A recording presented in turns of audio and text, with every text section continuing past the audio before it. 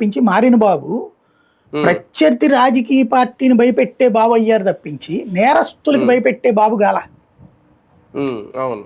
Rape చెయ్యాలంటే వనకాల, murder చేయాలంటే ఉచ్చబడాలా, దోపిడీ చెయ్యాలంటే కదిలి షేక్ అయిపోవాలా.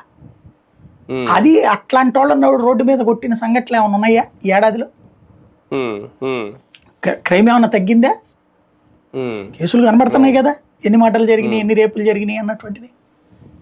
ఇంకప్పుడు ఏముంది, ఎవరుంటే ఏముంది?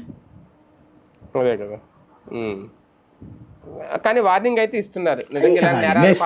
జైలు శిక్ష లేదంటే ఒకటే బాబు గారికి జగన్ కి తేడా ఏంటంటే, జగన్ నోరు మీద మాట్లాడేటండి అని ఎవరో కింద ఉన్న నాయకులు వీళ్ళు మాట్లాడతారు, అది జనాలకు ఎక్కదు. ఇక్కడ ప్రతిసారి చంద్రబాబు గారే మాట్లాడుతుంటారు, పోలీసులతో మాట్లాడాను, కఠినంగా వ్యవహరించమన్నాను, నేను చర్య తీసుకోమన్నాను అనేటటువంటిది. అదే జగన్ విషయంలో అయితే కనుక జగన్ చూడండి, జగన్ సైకో పాలన వల్లనే అమ్మాయి అత్యాచారానికి గురైంది, గంజాయి పాలన వల్లనే జరిగింది అంటారు. ఇప్పుడు మరి దేన్ని చూసుకుని చేస్తున్నారు వాళ్ళు? ఏదో పని చేసే ప్రతి ఒక్కడు మందు తాగి చేస్తాడు, మత్తులోనే చేస్తాడు. అప్పుడు దీనికి మందు కారణం అని రాస్తున్నారా? మందు మీద ఏమైనా చర్య తీసుకుంటున్నారా? ఉండదు కదా. తాగకుండా వాళ్ళ నేరం చేయలేడు ఎవడు కూడా. అది తేడా.